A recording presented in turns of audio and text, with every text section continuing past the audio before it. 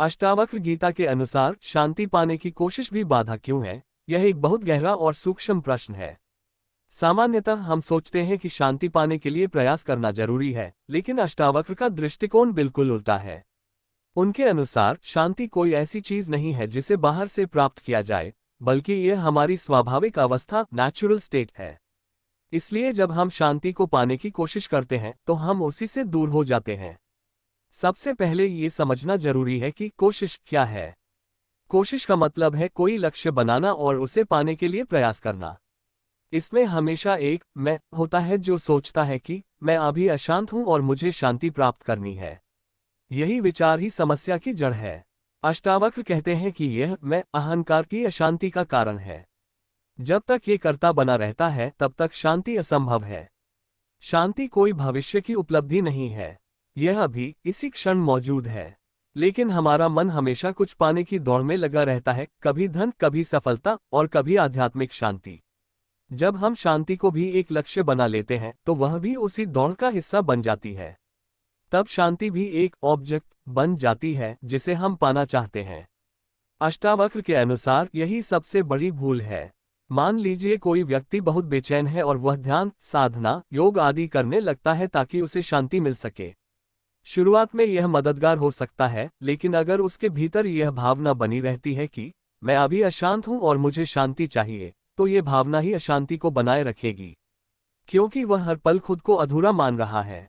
अष्टावक्र का संदेश है, तुम पहले से ही पूर्ण हो, तुम्हें कुछ पाने की जरूरत नहीं है।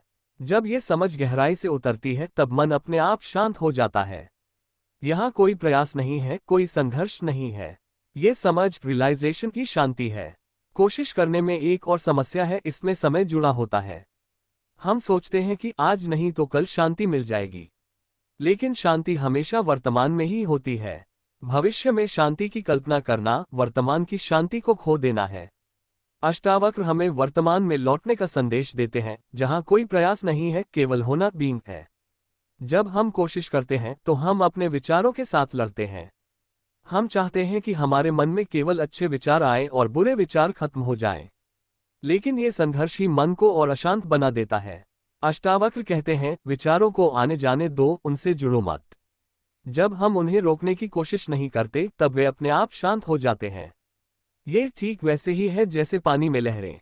अगर आप लहरों को रोकने की कोशिश करेंगे तो पानी और ज्यादा उथल पुथल करेगा। लेकिन अगर आप कुछ न करें तो धीरे धीरे लहरें अपने आप शांत हो जाती हैं। मन भी ऐसा ही है।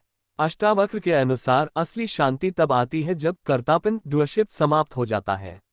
जब ये समझ आ जाती है कि मैं कुछ नहीं कर रहा, सब अपने आप हो रहा है, तब मन हल्का हो जाता है।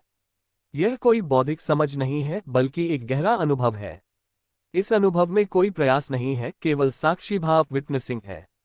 साक्षी भाव का मतलब है अपने विचारों, भावनाओं और क्रियाओं को देखना बिना उनमें उलझे। जब आप साक्षी बनते हैं तो आप देखते हैं कि मन अपने आप चलता है, विचार अपने आप आते हैं और चले जाते हैं। आपको कुछ करने की जरूरत नहीं है। ये देखने से ही एक गहरी शांति उत्पन्न होती है। अष्टावक्र यह भी कहते हैं कि शांति की इच्छा भी एक इच्छा है, और हर इच्छा अशांति को जन्म देती है, क्योंकि इच्छा का मतलब है अभी जो है वह ठीक नहीं है।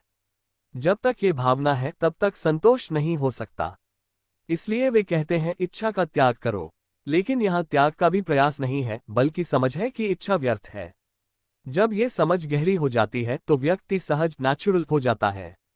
वह न कुछ पाने की कोशिश करता है, न कुछ खोने का डर रखता है। वो बस जीवन को जैसा है वैसा स्वीकार करता है। यही स्वीकार ही शांति है। अंत में अष्टावक्र का संदेश बहुत सरल है, लेकिन समझना कठिन है।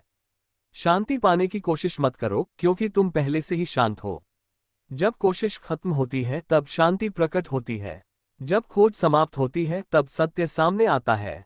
इसलिए शांति कोई उपलब्धि नहीं है, बल्कि एक पहचान है, अपने असली स्वरूप की पहचान। और यह पहचान तभी संभव है जब हम हर तरह की कोशिश को छोड़ देते हैं और बस होने में स्थिर हो जाते हैं।